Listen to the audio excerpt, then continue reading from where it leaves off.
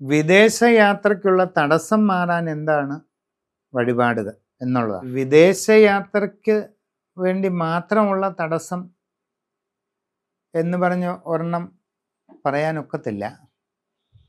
എന്നിരുന്നാലും നമ്മളുടെ വലിയ ആഗ്രഹങ്ങളിലൊന്നാണ്. ഇപ്പം ഇവിടുന്ന് മദ്രാസ് വരെ പോയി വരണം എന്ന് ആഗ്രഹിക്കുന്നത് പോലെ അല്ലല്ലോ എനിക്ക് ലണ്ടനിൽ അല്ലെങ്കിൽ ജർമ്മനിയിൽ ഒരു ജോലി കിട്ടണം, അവിടെ പോയി അവിടെ സെറ്റിലാകണമെന്നുള്ള ആഗ്രഹം ഒരു മേജർ ഡിസയറാണ്, വളരെ സുപ്രധാന ആഗ്രഹമാണ്, ജീവിതം തന്നെ മാറിപ്പോകുന്ന ഒരാഗ്രഹമാണ്. അപ്പം ജീവിതത്തിലെ ഏറ്റവും പ്രധാനപ്പെട്ട ഒരു എയിം, ഒരു ലക്ഷ്യമായിട്ട് അതിനെ കണക്കാക്കാം. അങ്ങനെ ഒരു ലക്ഷ്യം മനസ്സിൽ വെച്ചുകൊണ്ട് ആഗ്രഹം പൂർത്തിയാകുന്നതിന് വേണ്ടി നടത്തുന്നത് ഒന്ന്, സാമാന്യമായിട്ട്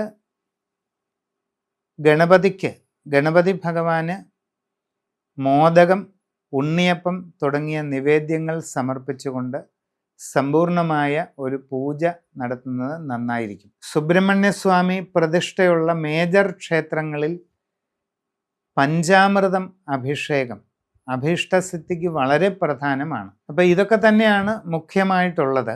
പിന്നെ എന്തെന്ന് പറഞ്ഞാൽ നിങ്ങൾ എവിടെയാണ് താമസിക്കുന്നത് എന്നുള്ളതിനെ ആശ്രയിച്ചിരിക്കും. ഈ കേരളത്തിൽ അങ്ങോളം ഇങ്ങോളം പല ക്ഷേത്രങ്ങളിലും വളരെ ഇമ്പോർട്ടൻ്റ് ആയിട്ടുള്ള അവിടെ മാത്രമുള്ള വഴിപാടുകൾ പലതുമുണ്ട്. അപ്പം അങ്ങനെ നോക്കുമ്പോൾ ഞാൻ താമസിക്കുന്നത് ചങ്ങനാശ്ശേരിയിലാണ്.